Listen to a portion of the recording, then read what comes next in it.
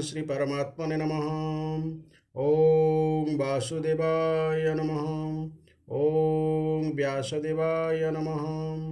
ओम जगन्नाथदासाय नमः। हे माँ सरस्वती तमें कंठरे बस, माँ कंठरे बस।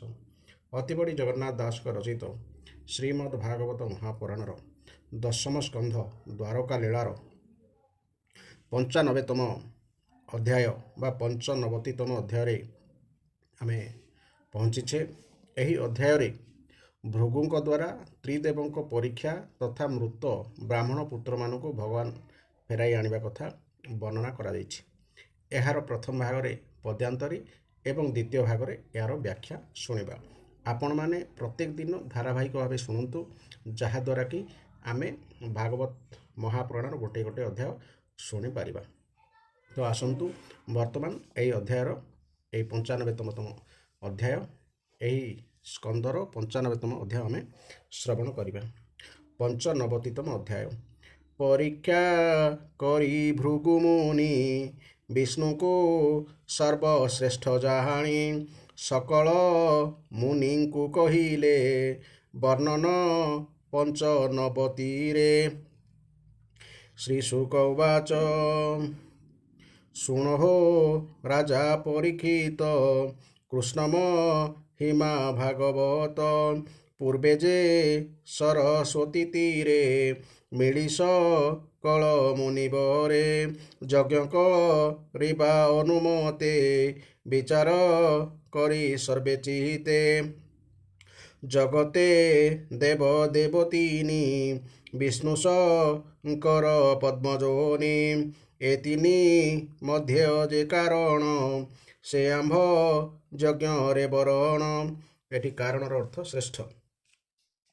एमंते करी सनमत भृगुजे ब्रह्मांकर सूत एतिनी देवता कलने ताहांकु पेशी दूतपणे बोइले वचन विश्वास तिनि देवंकु कसियास ऋषिंक आज्ञा घेनि बेगे भृगु चलिले शून्य मार्गे ब्रह्मार सभा मध्य जाई भृगुमी लीले छल बही ब्रह्मांकु छलिबार आसे अवज्ञा करी बसी पासे ब्रह्मांकु प्रणाम न कले स्तुति वचन न बोइले ता देखी ब्रह्मा महाकोपी गाढ़े दशने ओष्ठ चापी बोलंती ज्येष्ठ पुत्र एहि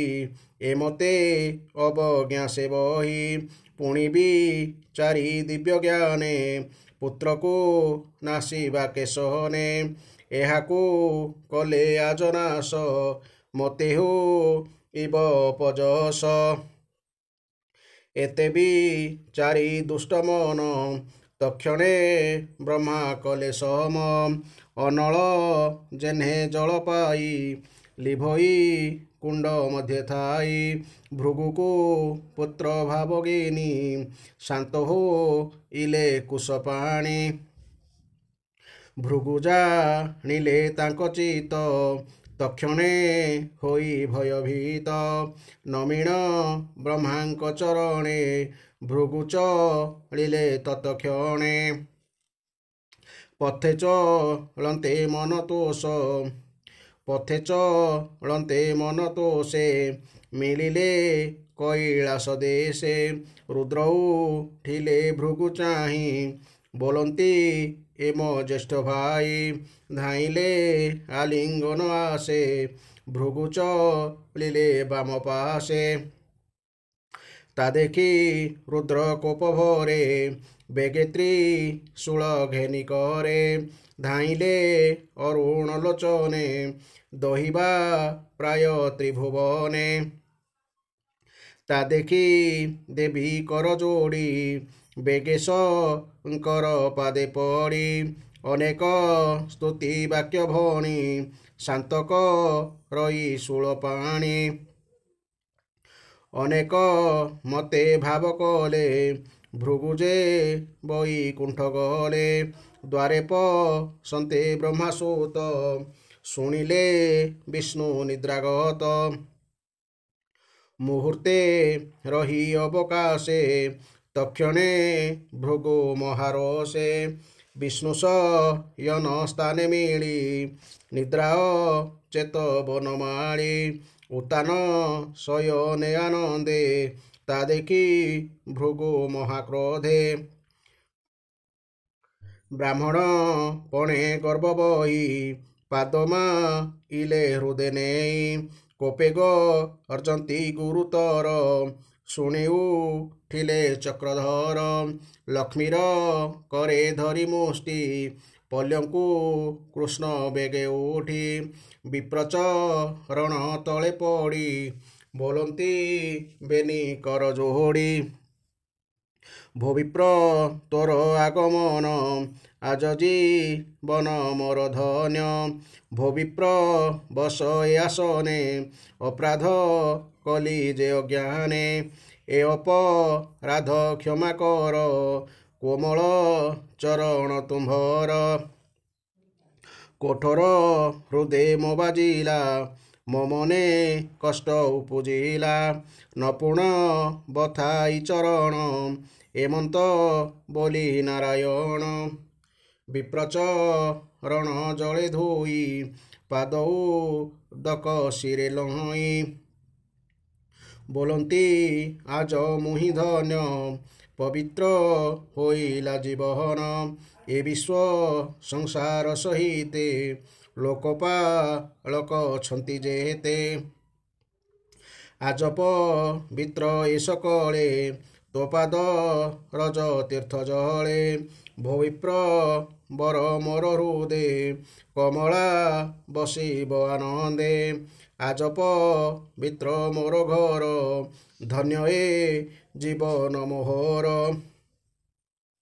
ଅତି ଆଦରେ ନାରାୟଣ ପୂଜିଲେ ଭୃଗୁର ଚରଣ ମଧୁର ବାକେ ଯଦୁପତି ବ୍ରାହ୍ମଣ ମନ କଲେ ଶାନ୍ତି ବିଷ୍ଣୁ ମହିମା ଗୁଣ ଦେଖି ଭୃଗୁ ବୁଜିଲେ ବେନି ଆଖି କଣ୍ଠକୁ କୁଣ୍ଠିତ ମନ୍ଦ ସ୍ୱର ରୋମପୁଲକ କଳେବର ବିଷ୍ଣୁର ଭାବ ହୃଦେ ବହି ଭୃଗୁ ଚଲିଲେ ତୋଷ ହୋଇ ବିଷ୍ଣୁର ଭାବ ଭାବି ଭୋଳେ ମିଳିଲେ ସରସ୍ୱତୀ କୂଳେ ବ୍ରହ୍ମରୁ ସିଂହ ମଧ୍ୟ ଯାଇ ବୋଲନ୍ତି ଶିରେ କର ଦେଇ ବ୍ରାହ୍ମଣ କହେ ସର୍ବକଥା ଯାହାର ଯେମନ୍ତ ବ୍ୟବସ୍ଥା ଭୃଗୁ ବଚନ ବିପ୍ରେ ଶୁଣି ବିଷ୍ଣୁ ମହିମା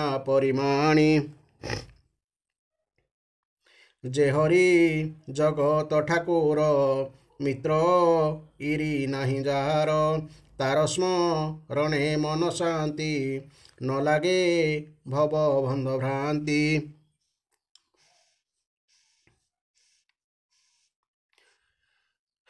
ଜାରସ କାଶୁ ଧର୍ମ ଜ୍ଞାନ ସୁଚିନି ସ୍କାମ ଯୋଗକ୍ଷେମ ଯଶନି ନିର୍ମଳ ପ୍ରକାଶଇ ଯାର ସ୍ମରଣେ ପାପ ନାହିଁ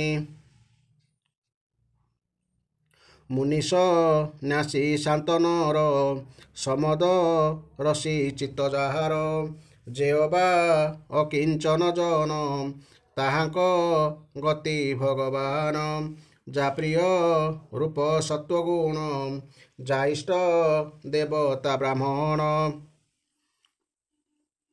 ତାହାକୁ ଯଜ୍ଞେ ପୂଜା କରି ସକଳ ଦୁଃଖ ପହରି ତ୍ରିଗୁଣେ ତିନି ରୂପ ତାର ରାକ୍ଷସ ଅସୁର ଯେ ସୁର ଯେ ରୂପ ସତ୍ୱ ଗୁଣମୟ ତହୁଁ ମିଳିଲା ସର୍ବଶ୍ରେୟ ନିର୍ମଳ ଚିତ୍ତେ ମୁନିଗଣେ କାନନେ ନିଶ୍ଚଳ ଆସନେ ଗୋବିନ୍ଦ ପାଦେ ଧ୍ୟାନ କରି ହେଳେ ତରିଲେ ଭବବାରି ସୁତ ଉବାଚ କହନ୍ତି ପୁଣି ମୁନି ସୁତ କୃଷ୍ଣ ମହିମା ବ୍ୟାସ ସୁତ ଯାହା କହିଲେ ରାଜାଗେ ସୁଜନେ ସେବ ସେହି ମାର୍ଗେ। ପୁରାଣ ଭାଗବତ ବାଣୀ କେ କହି ପାରେ ପରିମାଣୀ। କୃଷ୍ଣ ସକଳ ପ୍ରାଣୀ ଦେହେ ଦୃଶ୍ୟ ଦୃଶ୍ୟେ ଜ୍ଞାନ ମୋହେ। ନିର୍ଲେପ ସାକ୍ଷୀ ରୂପ ହୋଇ ଯାହାକୁ ଯେତେ ଜ୍ଞାନ ଦେଇ। ସକଳ ଜନ୍ତୁ ଚିତ ଗତେ ଗତଆ ଗତ କର୍ମ ପଥେ। ଭ୍ରମଣ ଦୁଃଖ କରେ ଦୂର ଯେବେ ଭଜଇ ତାପୟର। ଶ୍ରୀ ଶୁକ ଉବାଚ ଶୁଣରା ଜନ ସାବଧାନେ ବ୍ରାହ୍ମଣ ଦ୍ୱାରକା ଭୁବନେ। ପତ୍ନୀ ପ୍ରସବ କାଳେ ତାର ଯେତେଉ ପୂଜିଲେ କୁମହର। ଗର୍ଭରେ 10 ମାସ ଥାନ୍ତି ଭୂମିରେ ପଡ଼ିଲେ ମରନ୍ତି। ସେ ମୃତ ପିଣ୍ଡ କୋଳେ ଧରି ବିପ୍ରବି କଳେ ଶୋକ କରି। କୃଷ୍ଣର ଦ୍ୱାରେ ନେଇ ଥୋଇ ବିପ୍ରବୋ ଲଇ କୋପ ବହି। ବ୍ରହ୍ମହି ହିଂସକ ଯଦୁବଂଶ ସଠହୁ ଦୟ ବିଶ୍ୱାସ। ନିର୍ଦ୍ଦୟ ବୁଦ୍ଧି ଦୁରାଚାର ଦୁଶୀଳ ପାପିଷ୍ଟ ପାମହର। ଗର୍ବିତ ବିଷୟ ବିଳାସେ ଏମନ୍ତ ରାଜା କର୍ମ ଦୋଷେ। ମୋ ପୁତ୍ର ଜନ୍ମ କାଳେ ମଲା ଏମନ୍ତ ବୋଲି ଶୋକ କହଲା। ପୁଣବୋ ଲଇ କୋପ ଚିତେ ଏ ଦୁଷ୍ଟ କାଳ ବିପରୀତେ। ହିଂସାବେ ଭାର ନରରାୟ ଦୁଶୀଳ ଅଜିତ ଇନ୍ଦ୍ରିୟ। ଏମନ୍ତ ନରପତି ଦେଶେ ଯେ ପ୍ରଜା ରହନ୍ତି ବିଶ୍ୱାସେ। ଦୁଃଖୀ ଦରିଦ୍ର ହନ୍ତି ନିତ୍ୟେ ମରନ୍ତି କାଳ ପ୍ରାପତେ। ଏମନ୍ତେ ବାଳକ ପକାଇ ବିପ୍ରକା ଦଇ ଗୃହେ ଚାହିଁ। ଏମନ୍ତେ ପ୍ରତି ସମ୍ବତ୍ସରେ ପୁତ୍ର ମରନ୍ତି ବିପ୍ରଘରେ। ପୁଣ ପକାଇ ରାଜଦ୍ୱାରେ ବିପ୍ରକା ଦଇ ଉଚ୍ଚ ସ୍ୱରେ। ଅତିନି ଦଇ କୃଷ୍ଣ ରାମ ବିପ୍ରସୋ ଭାବେ ଗୁରୁତମ। ଏକ ଦୁଇ ବୋଲିଣ ଗଣେ ତୃତୀୟ ଚତୁର୍ଥ ପ୍ରମାଣେ। କୃଷ୍ଣର ଦ୍ୱାରେ ପୁତ୍ର ଥୋଇ କୋପେୟ ନେକ ଗାଳି ଦେଇ। ଏମନ୍ତେ ନବପୁତ୍ର ମଲା ଶୁଣଃ ଶ୍ରୀକୃଷ୍ଣର ଲୀଳା। ଅର୍ଜୁନ ଥିଲା ନିଜ ଦେଶେ ଅଇଲା ଶ୍ରୀକୃଷ୍ଣର ପାଶେ। ପ୍ରବେଶ ଦ୍ୱାରକାରେ ଆସି ଦେଖିଲା ବିପ୍ର ଅଛି ବସି। ମୃତ ବାଳକ ଧରି କୋଳେ କାନ୍ଦଇ ଜୀବନ ବିକଳେ। ନିନ୍ଦଇ ରାମ ବନମାଳି ଗର୍ଜଇ କୋପେ ଦେଇ ଗାଳି। ବିଷ୍ଣୁର ନିନ୍ଦା ବାକ୍ୟ ଶୁଣି କୋପେ ଚାହିଁଲା ବୀରମଣି। ବ୍ରାହ୍ମଣ ବୋଲି ଭୟ ପାଇ କର ଅଞ୍ଜଳି ଶିରେ ଦେଇ। ବୋଲଇ ଶୁଣ ବିପ୍ରବର ଏ କୋପ ଶୋକ ତୁ ସଂହର। ତୋହର ବାକ୍ୟେ ବିପ୍ରବର ବୀର କି ନାହିଁ ଧନୁର୍ଦ୍ଧର। ବ୍ରାହ୍ମଣ ପ୍ରାୟ ଯଜ୍ଞ କରି କିବା ବୁଲନ୍ତି ପେଟ ଭରି। ଧନ ତ ନୟ ଦାରାଗାରେ ଯେବେ ବ୍ରାହ୍ମଣ ଶୋକ କରେ। ଦାରାଗାରେର ଅର୍ଥ ହେଲା ଧନ ତନୟ ଦାରାଗାରେ ଅର୍ଥାତ୍ ଧନ ପୁତ୍ର ପତ୍ନୀ ଓ ଗୃହ ପାଇଁ ବା ତାଙ୍କ ଅଭାବରେ। ଜନପ ରଜା ଜହିଁ ଦୁଃଖୀ ପଣ୍ଡିତ ଜନେ ନିରିମାଖି। ସେ ରାଜା କୂଳ ବଡ଼ହୀନ ଧିକତା ହାଙ୍କର ଜୀବନ। ଜନପ ରଜା ନ ରଖନ୍ତି ନଟଙ୍କ ପ୍ରାୟ ସେ ଜିଅନ୍ତି। ଏବେ ହୋ ବିପ୍ରବର ଶୁଣ ଦେଖ ମୋ ହର ବୀର ପହଣ। ଧନୁଗା ଡିବେ ଗୁଣ ଦେଇ ତୋରିପୁ ସଂହାରିବି ମୋହି ରଖିବି ତୋହର ବାଳକ ମୋର ପ୍ରତିଜ୍ଞା ଏବେ ଦେଖ ପ୍ରସବ କାଳେ ତୋର ଘରେ ଏ ଧନୁ ଧରିଥିବି କରେ ରଖିବି ତୋହର କୁମର ସତ୍ୟବଚନ ଏ ମୋହର ଦେଖ ମୋହର ଧନୁ ଦୀକ୍ଷା ଯେବେ ନ ପାରେ କରି ରକ୍ଷା ଅନଳେ ଛାଡ଼ିବି ମୁଁ ପ୍ରାଣ ତା ଶୁଣି ବୋଲଇ ବ୍ରାହ୍ମଣ ଶଙ୍କର ଶଣ ଦାମୋଦର ପ୍ରଦ୍ୟୁମ୍ନ ରୁକ୍ମିଣୀ କୁମାର ବଡ଼ର ଥିଜେ ଅନିରୁଦ୍ଧ ଧନୁଷ ଗ୍ରାମେ ମହାଯୋଧ ଏ ସର୍ବେ ମୋ ପୁତ୍ର ରକ୍ଷଣେ କ୍ଷମନ ହିଲେ ଜଣେ ଜଣେ କି ଅର୍ଥେ ରଖିବି ମୁଁ ଆଶା ଦେଖାଇ କରୁଛୁ ଭରସା ଏଣେ ମୋ ହରଷଧ ନାହିଁ ତୋ ବୀର ପଣ ମୁଁ ଜାଣଇ ତା ଶୁଣି ପାର୍ଥ କୋପ ଭରେ ବୋଲଇ ଧନୁ କରି ଧରେ ଭୋ ବିପ୍ର ଶୁଣ ମୋ ବଚନ ମୁଁ ନହେ ରୋହିଣୀ ନନ୍ଦନ କୃଷ୍ଣ ପ୍ରଦ୍ୟୁମ୍ନ ନୁହେଁ ମୁହିଁ ଅର୍ଜୁନ ନାମ ମୁଁ ବୋଲାଇ ଦେଖ ଗାଣ୍ଡିବ ଧନୁ ମୋର ରଣେ ମୁଁ ତୋଷିଲି ସ୍ୱର ଅକ୍ଷୟ ତୁଣ ମୋର ହସ୍ତେ ଏକଥା ବିଦିତ ଜଗତେ ମୃତ୍ୟୁ ପୁରୁଷ ରଣେ ଜିଣି ତୋର ବାଳକ ଦେବି ଆଣି ନଦେଲେ ଦହିବି ଜୀବନ ଶୁଣିସା ନନ୍ଦ ବିପ୍ରମନ ମୃତ ବାଳକ ରାଜଦ୍ୱାରେ ଥୋଇମି ଲୀଲା ନିଜ ଘରେ ଶୋକ ରସ ଖେଦ ଛନେ ଅର୍ଜୁନ ତେଜ ଶୁଣି କନେ ଏମନ୍ତେ ଦ୍ୱାରକାର ପୁରେ ବିପ୍ରକାମିନୀ ନିଜ ଘରେ ଗର୍ଭ ଇଲା 10 ମାସ ଦେଖି ବ୍ରାହ୍ମଣ ମନେ ତ୍ରାସ ବିକଳେ ଅର୍ଜୁନେ ସୁମରି ଡାକଇ ଉଚ୍ଚେ ନାମ ଧରି ହେ ବୀର ମଣି ରକ୍ଷା କର ମରଣୁ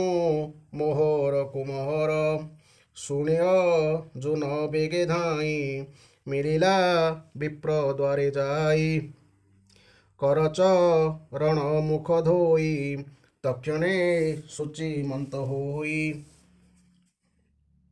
ହରଗ ଉରି ପାଦ ଚିନ୍ତି ନମଇ ପୁଣ ପୁଣ କ୍ଷିତି ଗାଣ୍ଡିବେ ଗୁଣ ଦେଇ କରେ ମନ୍ତ୍ର ସୁମରି ବିପ୍ର ଘରେ ରୁନ୍ଧିଲା ନାନା ଶସ୍ତ୍ର ଯୋଗେ ବିପ୍ରଭୁ ବନ 10 ଦିଗେ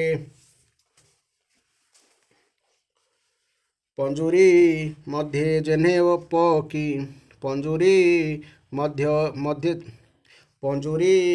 ମଧ୍ୟେ ଯେହ୍ନେ ପକ୍ଷୀ ବିପ୍ରଭୁ ବନ ତେହ୍ନେ ଲକ୍ଷୀ ଏମନ୍ତେ ଜନ୍ମିଲା ନନ୍ଦନ ଅର୍ଜୁନ ଶୁଣିଲା ରୋଦନ ଭୂମିନ ପଡ଼ୁ ଶୂନ୍ୟ ଗଲା ବାଳକ କେହି ନ ଦେଖିଲା ତକ୍ଷଣେ ବିପ୍ର କୋପ ଭରେ ମିଳିଲା ଅର୍ଜୁନ ଛାମରେ ବୋଲଇ ପୁରୁଷ ବଚନ ଧିକ ଅର୍ଜୁନ ତୋ ବଦହନ ତୋହର ନପୁଂସକ ବାଣୀ ମୁହିପା ପିଷ୍ଠ ତାହା ଶୁଣି ନ ଜାଣି ହୋଇଲି ହରସ ଏବେ ମୁଁ ନିଷ୍ଫଳ ନିରାଶ ମୃତପୁତ୍ରକୁ ଧରି କୋଳେ ଦଣ୍ଡେ ଦେ ଖଇବେନି ଡୋହଳେ ଏବେ ସେ ପୁତ୍ର ଗଲା କେଣେ ଏ ନପୁଂସକ ବୀରପଣେ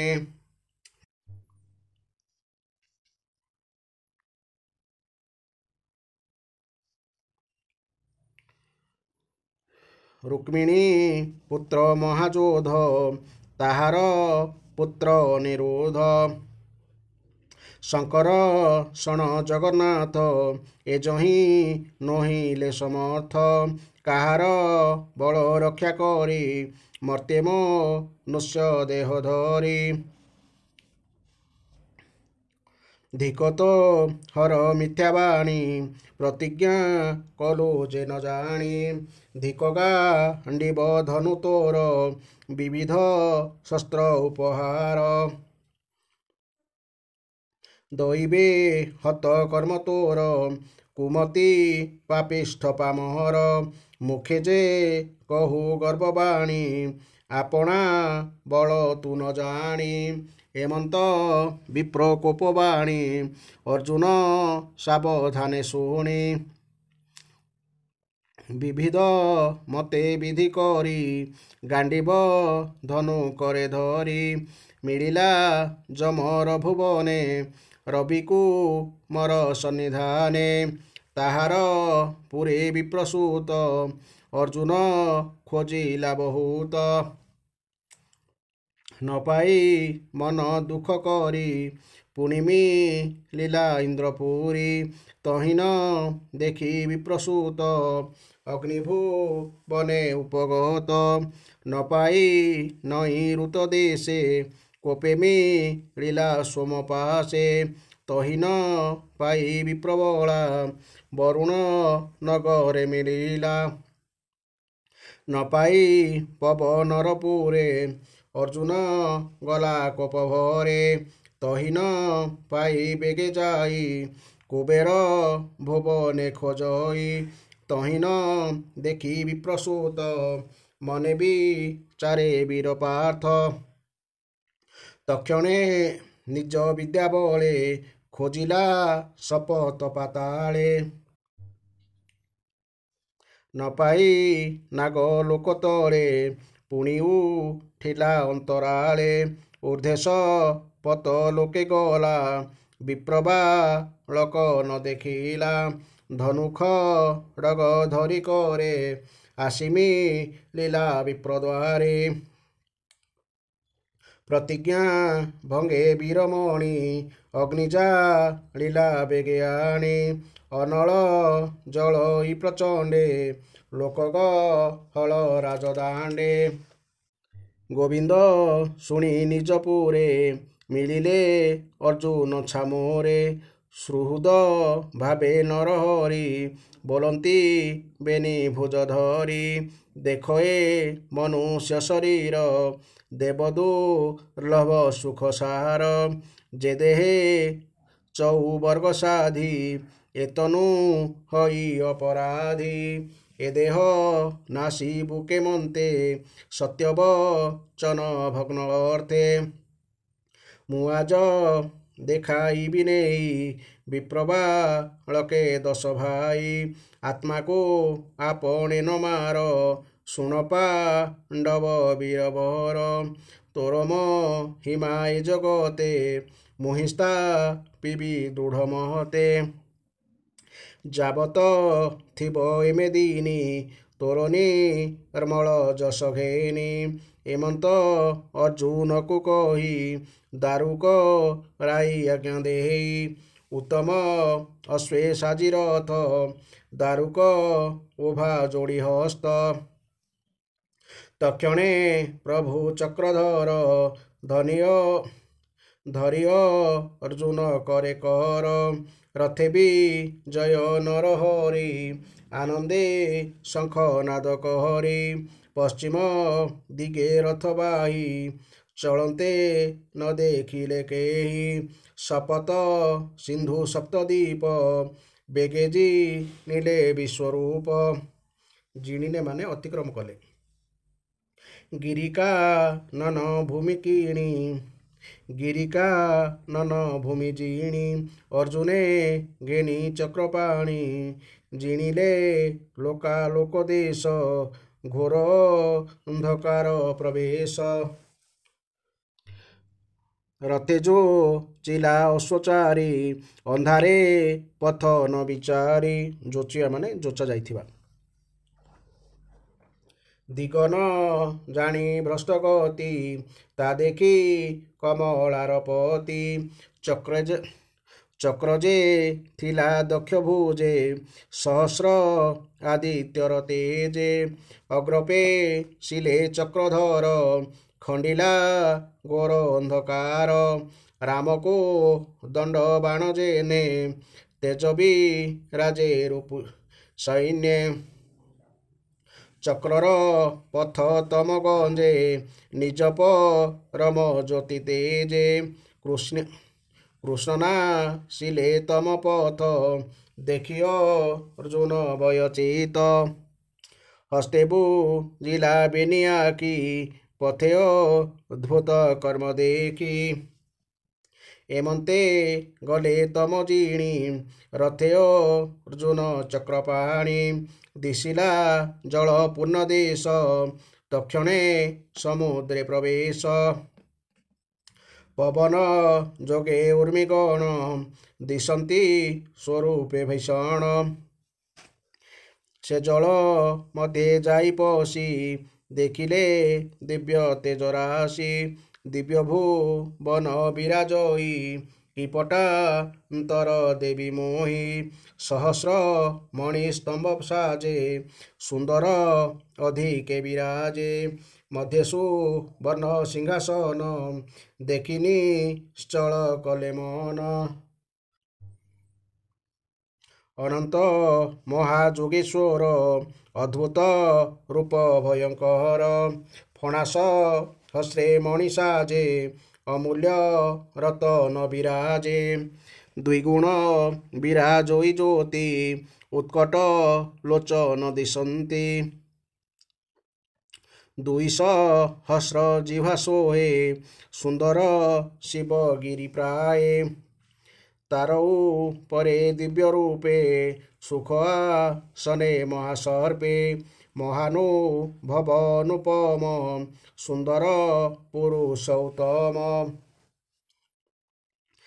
ନୀଳଜୀ ମୁତ ଦେହ କାନ୍ତି ପିତବ ସନ ବିରାଜନ୍ତି ପ୍ରସନ୍ନ ବଦନ ସୁନ୍ଦର ବେନିଲୋଚନ ସୁବିସ୍ତାର କିରୀଟ ରବି କୋଟି ଗଞ୍ଜେ ଅମୂଲ୍ୟ ମଣିଗଣ ପୁଞ୍ଜେ କପୋଳେ କୁଟିଳ କୁନ୍ତଳ ଶ୍ରବଣେ ମକର କୁଣ୍ଡଳ ଆଜାନୁ ଲମ୍ବେ ଚାରିଭୁଜ କଣ୍ଠେ କୌସ୍ତୁଭ ମଣି ତେଜ ଶ୍ରୀବତ୍ସ ଚିହ୍ନ ହୃଦେ ସୋହେ ବନମାଳାଏ ମନ ମୋହେ ନନ୍ଦସୁ ନନ୍ଦ ଆଦି ଦେବା କରନ୍ତି ପଦ୍ମପାଦେ ସେବା ଶଙ୍ଖ କମଳ ଚକ୍ର ଗଦା ଇଥାନ୍ତି ଚତୁର୍ଭୁଜେ ସଦା ନିଜ ମୂରତି ଧରି ପାଶେ ଖଟନ୍ତି ଭକତି ବିଶ୍ୱାସେ କମଳା ଆଦି ଅଷ୍ଟଦେବୀ ବାମ ଦକ୍ଷିଣେ ଛନ୍ତି ସେବି ବ୍ରହ୍ମାଶଙ୍କର ଆଦି ଯେତେ ଅଷ୍ଟଲୋକପାଳ ସହିତେ ବ୍ରହ୍ମାଦି ଦେବଙ୍କର ଗତି ଦେଖି ଭ୍ରମେ ଯଦୁପତି ପରମ ଆତ୍ମା ପାଦ ଯୋଗେ କୃଷ୍ଣ ବନ୍ଦିଲେ ଅନୁରାଗେ କୃଷ୍ଣଙ୍କୁ ଦେଖି ବିଷ୍ଣୁ ତୋଷେ ବୋଲନ୍ତି ପରମହର ସେ ତୁମ୍ଭେ ଯେ ନର ନାରାୟଣ ସଂସାର ପରମ କାରଣ ନର ନାରାୟଣ ଅର୍ଥ ହେଲା ଅର୍ଜୁନ ଓ ଶ୍ରୀକୃଷ୍ଣ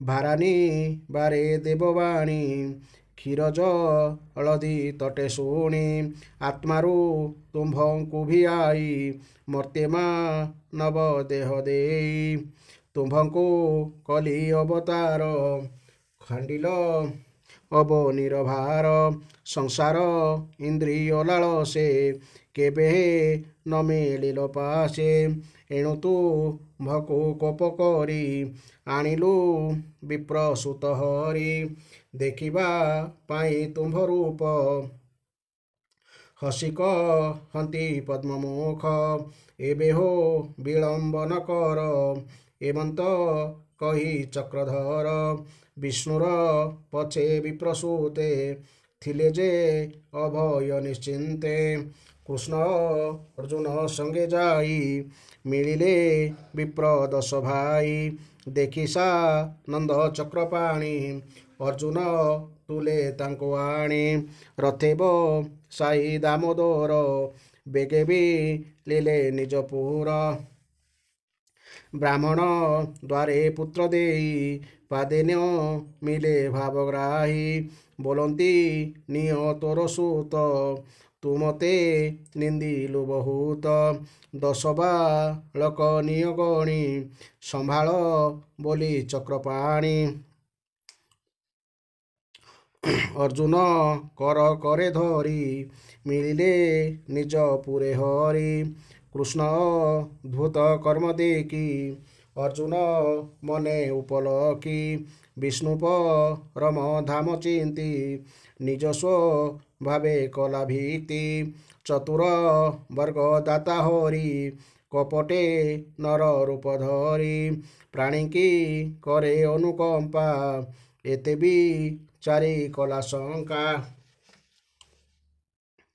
କହନ୍ତି ସୁକ ମୁନିବର ଶୁଣ ଭୀମନ୍ୟୁ କୁମହର। ଏ ଆଦି ଯେତେ କର୍ମ ହରି କଲେ ମନୁଷ୍ୟ ଦେହ ଧରି। ନାନା ବିଷୟ ଭୋଗ ଭୁଞ୍ଜି ଦେବ ମନୁଷ୍ୟ ମନୋରଞ୍ଜି। କ୍ଷତ୍ରିୟ ଧର୍ମର ଉଚିତେ ବ୍ରାହ୍ମଣ ବାକ୍ୟେ ବେଦ ମତେ। ଅନେକ କଲେ ଯଜ୍ଞ ଦାନ ଯେ ବେଦ ଆଗମ ବିଧାନ। ଯଜ୍ଞ ଭୋଜନେ ତୋଷ ହୋଇ ଯେମନ୍ତେ ଇନ୍ଦ୍ର ବରସଇ। ଅଶେଷ ସୁଖ ସେହି ମତେ ଶ୍ରୀକୃଷ୍ଣ ବର୍ଷିଲେ ଜଗତେ। ବ୍ରାହ୍ମଣ ଆଦି ପ୍ରଜା ଯେତେ ସର୍ବସମ୍ପଦ ନାନା ମତେ। ଯାଦବ ବଂଶେ ହୋଇ ଜାତ ସଙ୍ଗତେ ଘେନି ପାଣ୍ଡୁସୂତ। ନିମିତ ମାତ୍ର ତାଙ୍କୁ କରି ଭାରାନାସିଲେ ନରହରି। ଅଧର୍ମ ନାଶୀ ଧର୍ମ ପାଳି ଜଗତ ନାଥ ବନମାଳି। ସେ କୃଷ୍ଣ ଚରଣେ କମଳେ ସୁଜନେ ଚିନ୍ତ ସୁନିଶ୍ଚଳେ। ମାୟା ସଂସାରେ ନୁହରତ ଛାଡ଼ିଅ ମୃତ ଭାଗବତ। ଏ ସୁଖ ନାବ ହେଳେ ଛାଡ଼ି ନମର ଭବ ଜଳେ ବୁଡ଼ି। ହରିଚରଣେ କରି ଆସ କହଇ ଜଗନ୍ନାଥ ଦାସ। ଇତି ଶ୍ରୀମଦ୍ଭାଗବତେ ମହାପୁରାଣେ ପରମହଂସ୍ୟା ସହିତାୟାଂ ଦଶମ ସ୍କନ୍ଧେ ଦ୍ୱିଜପୁତ୍ରାନୟନ ନାମ ପଞ୍ଚନବତିତମ ଅଧ୍ୟାୟଃ। ବର୍ତ୍ତମାନ ଆସନ୍ତୁ ଏହି ଅଧ୍ୟାୟର ଆମେ ବ୍ୟାଖ୍ୟା ଶୁଣିବା। ଶ୍ରୀ ଶୁକଦେବ କହିଚାଲେ, ହେ ପରୀକ୍ଷିତ, ଥରେ ସରସ୍ୱତୀ ନଦୀର ପବିତ୍ର ତଟରେ ଯଜ୍ଞ କରିବା ନିମନ୍ତେ ବଡ଼ ବଡ଼ ମୁନି ଋଷିମାନେ ଏକତ୍ର ହେଲେ। ସେଠାରେ ସେମାନଙ୍କ ମଧ୍ୟରେ ବ୍ରହ୍ମା, ଶିବ ଓ ବିଷ୍ଣୁଙ୍କ ମଧ୍ୟରୁ କିଏ ବଡ଼ ବୋଲି ବାଦ ବିବାଦ ଆରମ୍ଭ ହୋଇଗଲା। ଶେଷରେ ଏହି ବିଷୟରେ ସିଦ୍ଧାନ୍ତରେ ପହଞ୍ଚିବା ନିମନ୍ତେ ବ୍ରହ୍ମା, ବିଷ୍ଣୁ ଓ ଶିବଙ୍କୁ ପରୀକ୍ଷା କରିବାକୁ ସେମାନେ ବ୍ରହ୍ମାଙ୍କ ପୁତ୍ର ଭୃଗୁଙ୍କୁ ସେମାନଙ୍କ ନିକଟକୁ ପଠାଇଲେ। ମହର୍ଷି ଭୃଗୁ ପ୍ରଥମେ ବ୍ରହ୍ମାଙ୍କ ସଭାକୁ ଗଲେ। ସେ ବ୍ରହ୍ମାଙ୍କର ଧୈର୍ଯ୍ୟ ଆଦି ପରୀକ୍ଷା କରିବା ଉଦ୍ଦେଶ୍ୟରେ ତାଙ୍କୁ ନମସ୍କାର କଲେ ନାହିଁ କି ତାଙ୍କୁ ସ୍ତୁତି ବି କଲେ ନାହିଁ। ଏପରି ଭାବରେ ସେ ଯାଇ ଲକ୍ଷ୍ୟ କଲେ ଯେ ବ୍ରହ୍ମା ତାଙ୍କର ସ୍ୱକୀୟ ତେଜରେ ଦେଦୀପ୍ୟମାନ ଦିଶୁଛନ୍ତି, କିନ୍ତୁ ଭୃଗୁ ପ୍ରଣାମ ନ କରିବାରୁ ତାଙ୍କ ଭିତରୁ କ୍ରୋଧ ପ୍ରକାଶ ପାଉଛି। କିଛି ସମୟ ପରେ ବ୍ରହ୍ମା ଦେଖିଲେ ଯେ ଆଗନ୍ତୁକ ହେଉଛନ୍ତି ତାଙ୍କରି ପୁଅ ଭୃଗୁ। ତେଣୁ ସେ ଅରଣି ମନ୍ଥନରୁ ଉତ୍ପନ୍ନ ହେଉଥିବା ଅଗ୍ନିକୁ ଜଳ ଦ୍ୱାରା ଲିଭାଇ ଦେଲା ପରି ନିଜର ବିବେକ ବୁଦ୍ଧି ଦ୍ୱାରା ମନର କ୍ରୋଧକୁ ମନରେ ମାରିଦେଲେ। ବ୍ରହ୍ମାଙ୍କ ପାଖରୁ ଯାଇ ମହର୍ଷି ଭୃଗୁ କୈଳାସରେ ପହଞ୍ଚିଲେ। ଭାଇ ଭୃଗୁ ଆସିଲେଣି ଦେଖି ଦେବାଦିଦେବ ମହେଶ୍ୱର ଆନନ୍ଦରେ ଉଠି ଆସି ତାଙ୍କୁ ଆଲିଙ୍ଗନ କରିବା ନିମନ୍ତେ ଦୁଇ ହାତ ବଢ଼ାଇ ଦେଲେ। କିନ୍ତୁ ମହର୍ଷି ଭୃଗୁ ତାଙ୍କ ଆଲିଙ୍ଗନକୁ ସ୍ୱୀକାର ନ କରି କହିଲେ, ତୁମେ ଲୋକମର୍ଯ୍ୟାଦା ଓ ବେଦ ମର୍ଯ୍ୟାଦା ଉଲ୍ଲଙ୍ଘନ କରିଚାଲିଛ, ତେଣୁ ମୁଁ ତୁମକୁ ଆଲିଙ୍ଗନ କରିବି ନାହିଁ। ଭୃଗୁଙ୍କ କଥା ଶୁଣି ଶିବ କ୍ରୋଧରେ ଲାଲ ହୋଇଗଲେ। ସେ ଆଖି ତରାଟି ତ୍ରିଶୂଳ ଉଠାଇ ମହର୍ଷି ଭୃଗୁଙ୍କୁ ମାରିବାକୁ ଚାହିଁଲେ। କିନ୍ତୁ ଠିକ୍ ସେତିକିବେଳେ ଭଗବତୀ ସତୀ ଧାଇଁ ଆସି ତାଙ୍କ ପାଦ ଧରି ବହୁତ ଅନୁନୟ ବିନୟ ହୋଇ ତାଙ୍କର କ୍ରୋଧ ଶାନ୍ତ କଲେ। ତାପରେ ମହର୍ଷି ଭୃଗୁ ଭଗବାନ ବିଷ୍ଣୁଙ୍କର ନିବାସ ସ୍ଥାନ ବୈକୁଣ୍ଠକୁ ଗଲେ। ସେତେବେଳେ ଭଗବାନ ବିଷ୍ଣୁ ଲକ୍ଷ୍ମୀଙ୍କ କୋଳରେ ମୁଣ୍ଡ ରଖି ଶୋଇଥିଲେ। ଭୃଗୁ ଯାଇ ତାଙ୍କ ଛାତିରେ ଜୋରରେ ଲାତଟାଏ ମାରିଦେଲେ। ଭକ୍ତବତ୍ସଳ ଭଗବାନ ବିଷ୍ଣୁ ଲକ୍ଷ୍ମୀଙ୍କ ସହିତ ଉଠି ପଡ଼ିଲେ ଏବଂ ସଙ୍ଗେ ସଙ୍ଗେ ପଲଙ୍କରୁ ତଳକୁ ଓହ୍ଲାଇ ପଡ଼ି ମୁନିଙ୍କ ଚରଣରେ ମୁଣ୍ଡ ନୁଆଁଇ ପ୍ରଣାମ କଲେ। ଭଗବାନ କହିଲେ, ହେ ବ୍ରହ୍ମନ୍, ମୁଁ ଆପଣଙ୍କୁ ସ୍ୱାଗତ ଜଣାଉଛି। ଆପଣ ଆସିଲେ ଖୁବ୍ ଭଲ କଲେ। ଆପଣ ଏଠାରେ ବସି ଟିକିଏ ବିଶ୍ରାମ କରନ୍ତୁ। ହେ ପ୍ରଭୁ, ଆପଣଙ୍କର ଶୁଭାଗମନ ହେବ ବୋଲି ମୁଁ ଜାଣିନଥିଲି, ତେଣୁ ମୁଁ ଆପଣଙ୍କୁ ସମ୍ବର୍ଦ୍ଧନା ଜଣାଇ ପାରିଲି ନାହିଁ। ମୋର ଅପରାଧ କ୍ଷମା କରନ୍ତୁ। ହେ ମହାମୁନି, ଆପଣଙ୍କ ଚରଣ କମଳ ତ ଅତ୍ୟନ୍ତ କୋମଳ। ଏପରି କହି ଭଗବାନ ନିଜ ହାତରେ ଭୃଗୁଙ୍କ ପାଦ ମଞ୍ଚାଳିବାକୁ ଲାଗିଲେ ଏବଂ କହିଲେ, ହେ ମହର୍ଷି, ଆପଣଙ୍କ ପାଦ ଧୁଆ ଜଳ ତୀର୍ଥମାନଙ୍କୁ ପବିତ୍ରତର କରିଦିଏ। ସେହି ଜଳରେ ଆପଣ ମୋତେ ମୋ ବୈକୁଣ୍ଠ ଲୋକକୁ ଏବଂ ମୋ ଭିତରେ ରହୁଥିବା ଲୋକପାଳମାନଙ୍କୁ ପବିତ୍ର କରିଦିଅନ୍ତୁ। ଭଗବାନ, ଆପଣଙ୍କ ଚରଣ କମଳର ସ୍ପର୍ଶରେ ମୋର ସକଳ ପାପ ଦୂର ହୋଇଗଲା।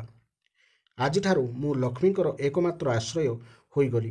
ଏଥର ଆପଣଙ୍କ ଚରଣ ଦ୍ୱାରା ଚିହ୍ନିତ ମୋର ବକ୍ଷସ୍ଥଳରେ ଲକ୍ଷ୍ମୀ ସଦାସର୍ବଦା ନିବାସ କରିବେ। ଭୃଗୁଙ୍କର ସେହି ପାଦ ଚିହ୍ନକୁ ହିଁ ଶ୍ରୀବତ୍ସ ଲାଞ୍ଚନ କହନ୍ତି। ଶ୍ରୀ ଶୁକଦେବ କହିଚାଲେ, ଭଗବାନ ଅତ୍ୟନ୍ତ ଗମ୍ଭୀର ଭାବରେ ଏପରି କହିବାରୁ ଭୃଗୁ ପରମ ତୃପ୍ତି ଅନୁଭବ କଲେ। ଭକ୍ତି ଉଦ୍ରିତ ହୋଇ ତାଙ୍କର କଣ୍ଠ ରୁଦ୍ଧ ହୋଇ ଆସିଲା। ନୟନ ଅଶ୍ରୁ ଛଳଛଳ ହୋଇଗଲା। ସେ ଅବାକ୍ ହୋଇଗଲେ। ହେ ପରୀକ୍ଷିତ, ଭୃଗୁ ସେଠାରୁ ଫେରିଆସି ବ୍ରହ୍ମବାଦୀ ମୁନିମାନଙ୍କର ସତ୍ସଙ୍ଗକୁ ଗଲେ ଏବଂ ବ୍ରହ୍ମା, ଶିବ ଓ ବିଷ୍ଣୁଙ୍କ ନିକଟରେ ସେ ଯାହା ଯାହା ଅନୁଭବ କରିଥିଲେ ତାହା ବର୍ଣ୍ଣନା କଲେ। ଭୃଗୁଙ୍କର ଅନୁଭୂତି ଶୁଣି ମୁନି ଋଷିମାନେ ଅତ୍ୟନ୍ତ ବିସ୍ମିତ ହୋଇଗଲେ। ସେମାନଙ୍କର ସନ୍ଦେହ ଦୂର ହୋଇଗଲା। ସେଦିନୁ ସେମାନେ ବିଷ୍ଣୁଙ୍କୁ ହିଁ ସର୍ବଶ୍ରେଷ୍ଠ ବୋଲି ସ୍ୱୀକାର କଲେ, କାରଣ ସେମାନେ ଦେଖିଲେ ବିଷ୍ଣୁ ହିଁ ହେଉଛନ୍ତି ଶାନ୍ତି ଓ ଅଭୟର ଉତ୍ପତ୍ତି ସ୍ଥଳ। ଭଗବାନ ବିଷ୍ଣୁଙ୍କ ଠାରୁ ହିଁ ସାକ୍ଷାତ ଧର୍ମ, ଜ୍ଞାନ, ବୈରାଗ୍ୟ, ଅଷ୍ଟ ଐଶ୍ୱର୍ଯ୍ୟ ଓ ଚିତ୍ତଶୁଦ୍ଧି କରୁଥିବା ଯଶ ମିଳିଥାଏ। ସକଳ ଶାସ୍ତ୍ର କହନ୍ତି, ଶାନ୍ତ, ସମଚିତ, ଅକିଞ୍ଚନ ଓ ସମସ୍ତଙ୍କର ଅଭୟଦାତା ସାଧୁସନ୍ଥମାନଙ୍କର ସେ ହେଉଛନ୍ତି ଏକମାତ୍ର ପରମଗତି। ସତ୍ତ୍ୱ ହିଁ ହେଉଛି ତାଙ୍କର ପ୍ରିୟ ମୂର୍ତ୍ତି ଏବଂ ବ୍ରାହ୍ମଣ ହେଉଛନ୍ତି ତାଙ୍କର ଇଷ୍ଟଦେବ। ନିଷ୍କାମ, ଶାନ୍ତ ଓ ବିବେକ ସମ୍ପନ୍ନ ପୁରୁଷ ତାଙ୍କୁ ହିଁ ଭଜନ କରନ୍ତି। ତାଙ୍କର ତ୍ରିଗୁଣମୟୀ ମାୟା ହିଁ ରାକ୍ଷସ, ଅସୁର ଓ ଦେବତା ଏପରି ତିନି ମୂର୍ତ୍ତି ନିର୍ମାଣ କରିଛି। ଏହି ତିନି ଗୁଣ ମଧ୍ୟରୁ ସତ୍ୱଗୁଣ ହିଁ ହେଉଛି ଭଗବତ୍ ପ୍ରାପ୍ତିର ସାଧନ। ଭଗବାନ ସ୍ୱୟଂ ହେଉଛନ୍ତି ସମସ୍ତ ପୁରୁଷାର୍ଥ ସ୍ୱରୂପ। ଶ୍ରୀ ଶୁକଦେବ କହିଚାଲେ, ହେ ପରୀକ୍ଷିତ, ସରସ୍ୱତୀ ତୋଟରେ ସେହି ମୁନିଋଷିମାନେ ଯେ ନିଜର ସଂଶୟ ଦୂର କରିବାକୁ ଏହି ଉପାୟ କରିଥିଲେ ତାହା ନୁହେଁ, ବାସ୍ତବରେ ସକଳ ମନୁଷ୍ୟଙ୍କର ସଂଶୟ ଦୂର କରିବାକୁ ସେମାନେ ଏଭଳି ଉପାୟ କରିଥିଲେ। ପୁରୁଷୋତ୍ତମ ଭଗବାନଙ୍କର ପାଦପଦ୍ମରେ ସେବା କରି ସେମାନେ ତାହାଙ୍କର ପରମପଦ ପାଇଲେ। ସୂତ କହିଲେ, ହେ ସନୌକାଦି ଋଷିଗଣ, ଭଗବାନ ପୁରୁଷୋତ୍ତମଙ୍କର ଏହି କମନୀୟ କୀର୍ତ୍ତିଗାଥା ଜନ୍ମ ମୃତ୍ୟୁ ରୂପୀ ସଂସାର ଭୟ ଦୂର କରିଦିଏ। ଏହା ହେଉଛି ବ୍ୟାସନନ୍ଦନ ଭଗବାନ ଶ୍ରୀ ଶୁକଦେବଙ୍କ ମୁଖାରବନ୍ଧରୁ ଝରି ପଡ଼ିଥିବା ସୁରଭିମୟୀ ମଧୁମୟୀ ସୁଧାଧାରା। ଦୀର୍ଘ ସଂସାର ପଥରେ ଚାଲିଥିବା ଯେଉଁ ପଥିକ ନିଜର କର୍ଣ୍ଣରୂପୀ ପାନ ପାତ୍ରରେ ନିତ୍ୟ ନିରନ୍ତର ଏହି ସୁଧାଧାରା ପାନ କରନ୍ତି, ତାଙ୍କର ଜଗତରେ ଭ୍ରମଣ ଜନିତ ସମସ୍ତ କ୍ଳାନ୍ତି ଜନ୍ମ ମୃତ୍ୟୁରୁ ଦୂର ହୋଇଯାଏ। ଶ୍ରୀ ଶୁକଦେବ କହିଚାଲେ, ହେ ପରୀକ୍ଷିତ, ଦିନକର କଥା, ଦ୍ୱାରକାପୁରୀରେ କୌଣସି ଜଣେ ବ୍ରାହ୍ମଣୀ ପୁଅଟିଏ ଜନ୍ମ ଦେଲେ, କିନ୍ତୁ ଶିଶୁଟି ଭୂମିଷ୍ଠ ହେଉ ହେଉ ମରିଗଲା। ବ୍ରାହ୍ମଣ ନିଜ ପୁତ୍ରର ମୃତ ଶରୀରଟି ଧରି ରାଜନଅର ସିଂହଦ୍ୱାରକୁ ଚାଲିଗଲେ ଏବଂ ସେଠାରେ ମୃତ ଶିଶୁଟିକୁ ଶୁଆଇ ଦେଇ ଅତ୍ୟନ୍ତ ଦୁଃଖରେ ଆତୁର ହୋଇ ବିଳାପ କରି କହିଲେ, ଏଥିରେ କୌଣସି ସନ୍ଦେହ ନାହିଁ ଯେ ବ୍ରାହ୍ମଣ ଦ୍ରୋହୀ, ଧୂର୍ତ୍ତ, କୃପଣ ଓ ବିଶ୍ୱୀ ରାଜାଙ୍କ କର୍ମଦୋଷରୁ ହିଁ ମୋ ପୁଅଟି ମରିଗଲା। ଯେଉଁ ରାଜା ହିଂସାପରାୟଣ, ଦୁଃଶୀଳ ଓ ଅଜିତେନ୍ଦ୍ରିୟ ହୁଏ, ତାହାକୁ ରାଜା ବୋଲି ମାନି ତାର ସେବା କରୁଥିବା ପ୍ରଜାମାନେ ଦରିଦ୍ର ହୋଇ ବାରମ୍ବାର ଦୁଃଖ ଭୋଗନ୍ତି ଏବଂ ସେମାନଙ୍କ ଉପରକୁ ବିପଦ ଉପରେ ବିପଦ ମାଡ଼ି ଆସେ। ହେ ପରୀକ୍ଷିତ, ତାଙ୍କର ଦ୍ୱିତୀୟ ଓ ତୃତୀୟ ପୁଅ ମଧ୍ୟ ଜନ୍ମ ହେଉ ହେଉ ଏପରି ମରିଗଲେ। ପ୍ରତିଥର ସେମାନେ ମରୁ ମରୁ ବ୍ରାହ୍ମଣ ମୃତ ପୁତ୍ରକୁ ନେଇ ରାଜଦ୍ୱାରରେ ରଖିଦେଇ ପୂର୍ବପରି ଗାଳି ଦେଇ ଫେରି ଆସୁଥାନ୍ତି। ଏପରି ମରୁ ମରୁ ତାଙ୍କର 8ଟି ପୁଅ ମରିଯିବା ପରେ ନବମ ପୁଅଟି ମଧ୍ୟ ମରିଯିବାରୁ ସେହି ବ୍ରାହ୍ମଣ ରାଜଦ୍ୱାରକୁ ଆସି ପୂର୍ବପରି କହିବାକୁ ଲାଗିଲେ, ସେତେବେଳକୁ ଭଗବାନ ଶ୍ରୀକୃଷ୍ଣଙ୍କ ପାଖରେ ଅର୍ଜୁନ ବସିଥିଲେ। ବ୍ରାହ୍ମଣଙ୍କ କଥା ଶୁଣି ଅର୍ଜୁନ ତାଙ୍କୁ କହିଲେ, ହେ ବ୍ରାହ୍ମଣ, ଆପଣଙ୍କ ନିବାସସ୍ଥାନ ଦ୍ୱାରକାରେ କେହି ଧନୁର୍ଦ୍ଧାନୀ କ୍ଷତ୍ରିୟ ନାହାନ୍ତି ନା କ'ଣ? ମୋତେ ଲାଗୁଛି ଏହି ଯଦୁବଂଶୀମାନେ ବ୍ରାହ୍ମଣ ପରି ହୋଇଗଲେଣି। ତେଣୁ ଏମାନେ ପ୍ରଜାପାଳନ ଛାଡ଼ିଦେଇ କୌଣସି ଯଜ୍ଞରେ ବସିଯାଇଛନ୍ତି। ଯାହାଙ୍କ ରାଜ୍ୟରେ ଧନ, ସ୍ତ୍ରୀ ଅଥବା ପୁତ୍ରକୁ ହରାଇ ବ୍ରାହ୍ମଣ ଦୁଃଖୀ ହୁଅନ୍ତି, ସେମାନେ କ୍ଷତ୍ରିୟ ନୁହନ୍ତି। ସେମାନେ ହେଉଛନ୍ତି କ୍ଷତ୍ରିୟ ବେଶଧାରୀ ଅଭିନେତା। ସେମାନଙ୍କ ଜୀବନ ଧାରଣ ବୃଥା।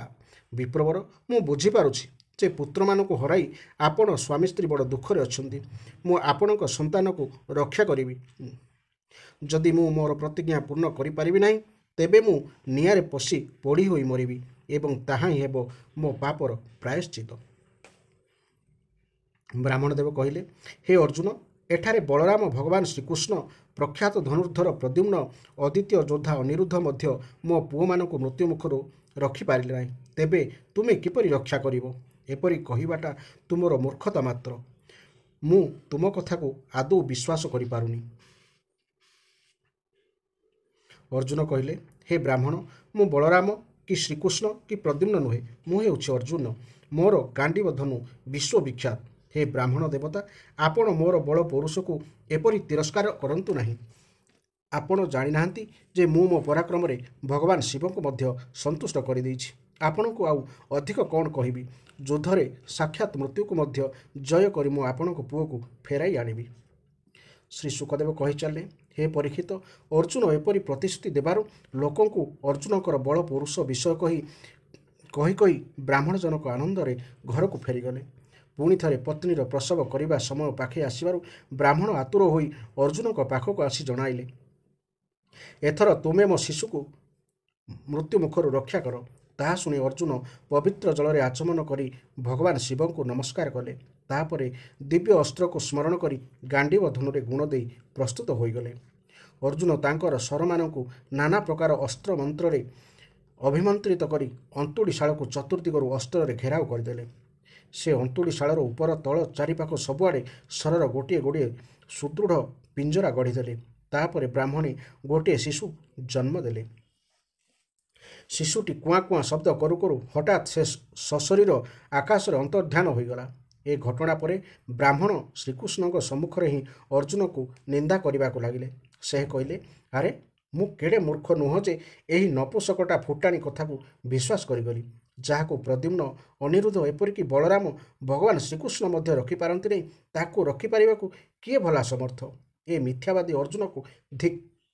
ନିଜ ମୁହଁରେ ନିଜର ବଡ଼ିମା ଗାଉଥିବା ଏ ଅର୍ଜୁନଙ୍କର ଧନୁକୁ ବି ଧିକ୍। ଯେଉଁ ପୁଅକୁ ବିଧାତା ଆମଠାରୁ ଛଡ଼ାଇ ନେଇଯାଇଛି, ଏହାଙ୍କ ଦୁର୍ବୁଦ୍ଧି ଦେଖ। ଇଏ କହୁଛନ୍ତି ସେହି ପୁଅକୁ କାଳେ ଫେରାଇ ଆଣିବେ। ବ୍ରାହ୍ମଣ ଏପରି ଭର୍ତ୍ସନା କରିବାରୁ ଅର୍ଜୁନ ଯୋଗ ବଳରେ ତତ୍କ୍ଷଣାତ୍ ସଞ୍ଜମନୀ ପୁରୀକୁ ଗଲେ। ସେଠାରେ ଯମରାଜ ନିବାସ କରନ୍ତି। କିନ୍ତୁ ସେଠାରେ ତାଙ୍କୁ ବ୍ରାହ୍ମଣଙ୍କ ପୁଅ ମିଳିଲା ନାହିଁ। ତାପରେ ସେ ଶସ୍ତ୍ର ଧରି କ୍ରମଶଃ ଇନ୍ଦ୍ର, ଅଗ୍ନି, ନିରତି ବା ମୃତ୍ୟୁ ଦେବତା, ସୋମ ଚନ୍ଦ୍ର ଦେବତା, ବାୟୁ ଓ ବରୁଣ ଜଳ ଦେବତା ଆଦିଙ୍କ ପୁରକୁ ଗଲେ। ଅତଳ ଆଦି ଅଧଲୋକକୁ ଓ ସ୍ୱର୍ଗଲୋକକୁ ଉପରେ ଥିବା ମୋହରଲୋକ ଏବଂ ଅନ୍ୟାନ୍ୟ ସ୍ଥାନକୁ ମଧ୍ୟ ଗଲେ। କିନ୍ତୁ କୌଣସିଠାରେ ବ୍ରାହ୍ମଣଙ୍କ ପୁତ୍ର ମିଳିଲା ନାହିଁ। ଏହା ଫଳରେ ତାଙ୍କର ପ୍ରତିଜ୍ଞା ପୂର୍ଣ୍ଣ ହୋଇପାରିଲା ନାହିଁ। ତେଣୁ ଅର୍ଜୁନ ଏଥର ଅଗ୍ନିରେ ପ୍ରବେଶ କରିବାକୁ ବିଚାର କଲେ। କିନ୍ତୁ ଭଗବାନ ତାଙ୍କୁ ସେଥିରୁ ନିବର୍ତ୍ତାଇ କହିଲେ, ଶୁଣ ଅର୍ଜୁନ, ତୁମେ ନିଜକୁ ହୀନ ମନ ନାହିଁ। ମୁଁ ତୁମକୁ ନେଇ ବ୍ରାହ୍ମଣଙ୍କର ସବୁ ପୁଅଙ୍କୁ ଦେଖାଇଦେବି। ଆଜି ଯେଉଁମାନେ ଆମକୁ ନିନ୍ଦା କରୁଛନ୍ତି, ଦେଖିବ ସେହିମାନେ ହିଁ ଆମର ନିର୍ମଳ କୀର୍ତ୍ତି ସ୍ଥାପନ କରିବେ। ଏପରି ବୁଝାଇ ସୁଝାଇ ଭଗବାନ ଶ୍ରୀକୃଷ୍ଣ ଅର୍ଜୁନକୁ ସଙ୍ଗରେ ନେଇ ନିଜର ଦିବ୍ୟ ରଥରେ ବସି ପଡ଼ିଲେ ଏବଂ ପଶ୍ଚିମ ଦିଗକୁ ରଥ ଚଳାଇ ନେଲେ। ସେ ପ୍ରତ୍ୟେକ ଦ୍ୱୀପରେ 7ଟି ଲେଖାଏଁ ପର୍ବତ ଥିବା ସପ୍ତଦ୍ୱୀପ, ସପ୍ତସାଗର ଏବଂ ଲୋକାଲୋକ ପର୍ବତ ଲଙ୍ଘନ କରି ଘୋର ଅନ୍ଧକାରରେ ପ୍ରବେଶ କଲେ। ହେ ପରୀକ୍ଷିତ, ସେହି ଅନ୍ଧକାର ଏତେ ଘନଘୋର ହୋଇଥାଏ ଯେ ରଥରେ ଯୋଝା ଯାଇଥିବା ଶୈବ୍ୟ, ସୁଗ୍ରୀବ, ମେଘପୁଷ୍ପ ଓ ବଳାହକ ନାମକ 4ଟି ଯାକ ଘୋଡ଼ା କୁଆଡ଼େ ଯିବେ ଜାଣି ନପାରି ରଥକୁ ଏଣେଟେଣେ ଟାଣିନେଲେ। ଘୋଡ଼ାମାନଙ୍କର ଏପରି ଅବସ୍ଥା ଦେଖି ଯୋଗେଶ୍ୱରମାନଙ୍କର ପରମେଶ୍ୱର ଭଗବାନ ଶ୍ରୀକୃଷ୍ଣ ନିଜର ସୂର୍ଯ୍ୟସମ ତେଜସ୍ୱୀ ଚକ୍ରକୁ ଆଜ୍ଞା ଦେଲେ ଯେ ସେ ଆଗକୁ ଚାଲୁ। ସେ ଆଗରେ ଚାଲୁ। ସେହି ଘୋର ଅନ୍ଧକାରରୁ ନିଜର ଜ୍ୟୋତିର୍ମୟ ତେଜରେ ଭେଦ କରି ସୁଦର୍ଶନ ଚକ୍ର ମନ ପରି ତୀବ୍ର ଗତିରେ ଆଗେ ଆଗେ ଚାଲିଲା। ସେହି ଚକ୍ର ଚାଲୁଥିବା ବେଳେ ମନେ ହେଉଥାଏ ସତେ ଯେପରି ଧନୁରୁ ନିକ୍ଷିପ୍ତ ହୋଇ ସ୍ୱୟଂ ଶ୍ରୀରାମଙ୍କ ବାଣ ଅସୁର ସେନା ମଧ୍ୟରେ ପ୍ରବେଶ କରୁଛି। ଏପରି ଭାବରେ ସୁଦର୍ଶନ ଚକ୍ର ଦ୍ୱାରା ପ୍ରଦର୍ଶିତ ମାର୍ଗରେ ଚାଲି ରଥ ଯାଇ ଅନ୍ଧକାରରେ ଅନ୍ତିମ ସୀମାରେ ପହଞ୍ଚିଗଲା। ଅନ୍ଧକାରର ସେହି ସୀମା ପରେ ପରେ ଝଲସି ଉଠିଲା ଅସୀମ ଓ ବ୍ୟାପକ ପରମଜ୍ୟୋତିର ସାମ୍ରାଜ୍ୟ। ଅର୍ଜୁନ ସେହି ପରମଜ୍ୟୋତିକୁ ଚାହିଁପାରିଲେ ନାହିଁ। ସେ ବାଧ୍ୟ ହୋଇ ଆଖି ବୁଜିଦେଲେ। ତାପରେ ଭଗବାନଙ୍କର ରଥ ଦିବ୍ୟ ଜଳରାଶିରେ ପ୍ରବେଶ କଲା। ପ୍ରଚଣ୍ଡ ପବନ ହେତୁ ସେହି ଜଳରେ ବଡ଼ ବଡ଼ ତରଙ୍ଗ ଉଠୁଥିବାରୁ ତାହା ଖୁବ୍ ସୁନ୍ଦର ହୋଇଥାଏ। ସେଠାରେ ଗୋଟିଏ ବଡ଼ ସୁନ୍ଦର ନଅର ଥିବାର ଦେଖାଗଲା। ସେହି ନଅରରେ ହଜାର ହଜାର ମଣି ନିର୍ମିତ ସ୍ତମ୍ଭ ରହିଥାଏ। ସ୍ତମ୍ଭଗୁଡ଼ିକର ଉଜ୍ଜ୍ୱଳ ଜ୍ୟୋତି ନଅରର ଶୋଭା ବଢ଼ାଉଥାଏ ଏବଂ ନଅର ଚାରିପଟେ ଅତ୍ୟନ୍ତ ଉଜ୍ଜ୍ୱଳ ଆଭା ବିଚ୍ଛୁରିତ ହେଉଥାଏ। ସେହି ନଅରର ଭଗବାନ ଶେଷଦେବ ବିରାଜମାନ ହୋଇଥାନ୍ତି। ତାଙ୍କର ହଜାରେ ଫଣା ଥାଏ। ପ୍ରତ୍ୟେକ ଫଣାରେ ସୁନ୍ଦର ସୁନ୍ଦର ମଣି ଝଲସୁଥାଏ। ପ୍ରତ୍ୟେକ ଫଣାରେ ଦୁଇ ଦୁଇଟି ଆଖି ଥାଏ ଏବଂ ଆଖିଗୁଡ଼ିକ ଭୟଙ୍କର ଦିଶୁଥାଏ। ଶେଷଦେବଙ୍କର ସମଗ୍ର ଶରୀର କୈଳାସ ପର୍ବତ ପରି ଶ୍ୱେତ ବର୍ଣ୍ଣର ହୋଇଥାଏ, କିନ୍ତୁ ତାଙ୍କର ବେକ ଓ ଜିଭର ବର୍ଣ୍ଣ ନୀଳ ହୋଇଥାଏ। ହେ ପରୀକ୍ଷିତ, ଅର୍ଜୁନ ଦେଖିଲେ ଶେଷଦେବଙ୍କୁ ସୁଖମୟ ଶଯ୍ୟା କରି ସେହି ଶଯ୍ୟା ଉପରେ ସର୍ବବ୍ୟାପକ ମହାନ ପ୍ରଭାବଶାଳୀ ପରମ ପୁରୁଷୋତ୍ତମ ଭଗବାନ ବିରାଜମାନ ହୋଇଛନ୍ତି। ତାଙ୍କ ଶରୀରର କାନ୍ତି ବର୍ଷାକାଳୀନ ମେଘ ସମ ଶ୍ୟାମଳ। ସେ ଅତ୍ୟନ୍ତ ସୁନ୍ଦର ସୁନ୍ଦର ପୀତବସ୍ତ୍ର ପିନ୍ଧିଛନ୍ତି। ତାଙ୍କ ମୁଖରେ ପ୍ରସନ୍ନତା ଫୁଟି ଉଠୁଛି ଏବଂ ବଡ଼ ବଡ଼ ନେତ୍ର ଅତ୍ୟନ୍ତ ସୁନ୍ଦର ଦିଶୁଛି। ମସ୍ତକରେ ଅଛି ବହୁମୂଲ୍ୟ ମଣି ଜଟିତ ମୁକୁଟ ଏବଂ କର୍ଣ୍ଣରେ ସୁନ୍ଦର କୁଣ୍ଡଳ। ମୁକୁଟ ଓ କୁଣ୍ଡଳରେ କ୍ରାନ୍ତିରେ ମସ୍ତକର ସହସ୍ର ସହସ୍ର କୁଞ୍ଚିତ ଅଳକାବଳୀ ଝଲମଲ କରୁଛି। ସୁନ୍ଦର ଓ ଦୀର୍ଘ ଅଷ୍ଟଭୁଜ ଗଳାରେ କୌସ୍ତୁଭମଣି, ବକ୍ଷସ୍ଥଳରେ ଶିବଛ ଚିହ୍ନ ଓ କଣ୍ଠରେ ଆଜାନୁଲମ୍ବିତ ବନମାଳା ଶୋଭା ପାଉଛି। ଅର୍ଜୁନ ଦେଖିଲେ ତାଙ୍କ ନିକଟରେ ନନ୍ଦ, ସୁନନ୍ଦ ଆଦି ପାର୍ଷଦ ଅଛନ୍ତି ଏବଂ ସୁଦର୍ଶନ ଚକ୍ର ଆଦି ମୂର୍ତ୍ତିମାନ ଆୟୁଧ ତଥା ପୁଷ୍ଟି, ଶ୍ରୀ, କୀର୍ତ୍ତି ଓ ମାୟା ଏହି ଚାରି ଶକ୍ତି ସକଳ ରିଦ୍ଧି ସେହି ବ୍ରହ୍ମାଦି ଲୋକମାନଙ୍କରେ ଅଧୀଶ୍ୱର ଭଗବାନଙ୍କର ସେବା କରୁଛନ୍ତି। ହେ ପରୀକ୍ଷିତ, ଭଗବାନ ଶ୍ରୀକୃଷ୍ଣ ସେଠାରେ ତାଙ୍କରି ସ୍ୱରୂପ ଶ୍ରୀ ଅନନ୍ତ ଭଗବାନଙ୍କୁ ପ୍ରଣାମ କଲେ। ତାଙ୍କୁ ଦର୍ଶନ କରି ଅର୍ଜୁନ ଟିକେ ଭୟଭୀତ ହୋଇଯାଇଥିଲେ। ଶ୍ରୀକୃଷ୍ଣ ପ୍ରଣାମ କରିବା ପରେ ସେ ବି ପ୍ରଣାମ କରି ହାତ ଯୋଡ଼ି ଠିଆ ହେଲେ। ବ୍ରହ୍ମାଦି ଲୋକପାଳମାନଙ୍କର ସ୍ୱାମୀ ଶେଷସାଇ ଭୂମା ପୁରୁଷ ମୃଦୁ ମୃଦୁ ହସି ମଧୁର ଓ ଗମ୍ଭୀର କଣ୍ଠରେ କହିଲେ, ହେ ଶ୍ରୀକୃଷ୍ଣ ଓ ଅର୍ଜୁନ, ତୁମ୍ଭ ଦୁଇଜଣଙ୍କୁ ଦେଖିବା ନିମନ୍ତେ ହିଁ ମୁଁ ବ୍ରାହ୍ମଣଙ୍କ ପୁତ୍ରମାନଙ୍କୁ ନେଇ ଆସିଥିଲି। ତୁମେ ଦୁଇଜଣ ମୋରି କଳା ଘେନି ଧର୍ମ ରକ୍ଷା କରିବା ନିମନ୍ତେ ପୃଥିବୀରେ ଅବତାର ଗ୍ରହଣ କରିଛ। ପୃଥିବୀର ଭାରସ୍ୱରୂପ ଦୈତ୍ୟମାନଙ୍କୁ ସଂହାର କରି ତୁମେ ଯଥାଶୀଘ୍ର ମୋ ପାଖକୁ ଫେରିଆସ। ତୁମେ ଦୁହେଁ ହେଉଛ ଋଷିବର ନର ଓ ନାରାୟଣ। ତୁମେ ଦୁହେଁ ପୂର୍ଣ୍ଣକାମ ଓ ସର୍ବଶ୍ରେଷ୍ଠ। ସତ, ତଥାପି ଜଗତର ସୁବ୍ୟବସ୍ଥା ଓ ଲୋକ କଲ୍ୟାଣ ନିମନ୍ତେ ତୁମେ ଲୋକମାନଙ୍କର ଅନୁକରଣୀୟ ଧର୍ମ ଆଚରଣ କର। ଭଗବାନ ଭୂମାପୁରୁଷ ଶ୍ରୀକୃଷ୍ଣ ଓ ଅର୍ଜୁନଙ୍କୁ ଏପରି ଆଦେଶ ଦେବା ପରେ ସେମାନେ ତାହା ସ୍ୱୀକାର କରି ତାଙ୍କୁ ନମସ୍କାର କଲେ ଏବଂ ଯେଉଁ ବାଟରେ ଯେପରି ଭାବରେ ଯାଇଥିଲେ ସେହିପରି ଭାବରେ ବ୍ରାହ୍ମଣ ପୁତ୍ରମାନଙ୍କୁ ଧରି ଅତ୍ୟନ୍ତ ଆନନ୍ଦର ସହିତ ଦ୍ୱାରକା ଫେରି ଆସିଲେ। ସେହି ବ୍ରାହ୍ମଣଙ୍କର ପୁତ୍ରମାନେ ସେମାନଙ୍କର ବୟସ ଅନୁସାରେ ବଡ଼ ବଡ଼ ହୋଇଯାଇଥିଲେ, କିନ୍ତୁ ସେମାନଙ୍କର ରୂପ ଓ ଚେହେରା ଜନ୍ମ ସମୟରେ ଯେପରି ଥିଲା ଏବେ ମଧ୍ୟ ସେହିପରି ଜଣାପଡ଼ୁଥିଲା। ଶ୍ରୀକୃଷ୍ଣ ଓ ଅର୍ଜୁନ ସେମାନଙ୍କୁ ଆଣି ସେମାନଙ୍କ ପିତାଙ୍କ ନିକଟରେ ସମର୍ପି ଦେଲେ। ଭଗବାନ ବିଷ୍ଣୁଙ୍କର ସେହି ପରମଧାମ ଦେଖି ଅର୍ଜୁନଙ୍କ ଆଶ୍ଚର୍ଯ୍ୟର ସୀମା ରହିଲା ନାହିଁ। ସେ ଅନୁଭବ କଲେ ଯେ ଜୀବମାନଙ୍କର ଯାହା କିଛି ବଳ ପୌରୁଷ ଅଛି ସେସବୁ ଶ୍ରୀକୃଷ୍ଣଙ୍କ କୃପାର ହିଁ ଫଳ। ହେ ପରୀକ୍ଷିତ, ଭଗବାନ ଏହିପରି ଆହୁରି ଅନେକ ଐଶ୍ୱର୍ଯ୍ୟମୟୀ ଓ ବୀରତ୍ୱପୂର୍ଣ୍ଣ ଲୀଳା କଲେ। ସେ ଲୌକିକ ଦୃଷ୍ଟିରୁ ସାଧାରଣ ଲୋକଙ୍କ ପରି ବିଭିନ୍ନ ସାଂସାରିକ ବିଷୟ ଭୋଗ କଲେ ଏବଂ ବଡ଼ ବଡ଼ ମହାରାଜାଙ୍କ ପରି ଶ୍ରେଷ୍ଠ ଯଜ୍ଞମାନ କଲେ। ଭଗବାନ ଶ୍ରୀକୃଷ୍ଣ ଆଦର୍ଶ ମହାପୁରୁଷମାନଙ୍କ ପରି ଆଚରଣ କରିବା ସହିତ ଇନ୍ଦ୍ର ଯେପରି ପ୍ରଜାଙ୍କ ନିମନ୍ତେ ସମୟ ଅନୁସାରେ ବର୍ଷା କରନ୍ତି, ସେ ବ୍ରାହ୍ମଣ ଆଦି ସମସ୍ତ ପ୍ରଜାବର୍ଗର ସେହିପରି ସକଳ ମନୋରଥ ପୂର୍ଣ୍ଣ କଲେ। ସେ ବହୁ ଅଧର୍ମୀ ରାଜାଙ୍କୁ ନିଜ ହାତରେ ବଦ୍ଧ କଲେ ଏବଂ ଅନ୍ୟ କେତେକ ରାଜାଙ୍କୁ ଅର୍ଜୁନ ଆଦିଙ୍କ ଦ୍ୱାରା ନିଧନ କରାଇଲେ। ଏହିପରି ଭାବରେ ସେ ଧର୍ମରାଜ ଯୁଧିଷ୍ଠିର ଆଦି ଧାର୍ମିକ ରାଜାମାନଙ୍କ ଦ୍ୱାରା ସମଗ୍ର ପୃଥିବୀରେ ଅନାୟାସରେ ଧର୍ମ ମର୍ଯ୍ୟାଦା ସ୍ଥାପନ କଲେ। ଏହି ଥିଲା ଏହି ଅଧ୍ୟାୟର ସୁନ୍ଦର ବ୍ୟାଖ୍ୟା। ଅନେକ ଅଜଣା ତଥ୍ୟ ଏହି ଅଧ୍ୟାୟ ଯିଏ ଶୁଣିଛନ୍ତି ନିଶ୍ଚିତ ଭାବେ ଜାଣିପାରିଥିବେ। ତ ଆଗାମୀ ଅଧ୍ୟାୟ ହେଉଛି ଶେଷ ଅଧ୍ୟାୟ, ଏହି ଦ୍ୱାରକା ଲୀଳାର 96ତମ ଅଧ୍ୟାୟ। ଏହାକୁ ନିଶ୍ଚିତ ଭାବେ ଶୁଣିବା। ତ ଚ୍ୟାନେଲଟିକୁ ସବସ୍କ୍ରାଇବ୍ କରିବାକୁ ଜମା ଭୁଲିବେ ନାହିଁ। ଜୟ ଜଗନ୍ନାଥ, ଜୟ ଜଗନ୍ନାଥ, ଜୟ ଜଗନ୍ନାଥ।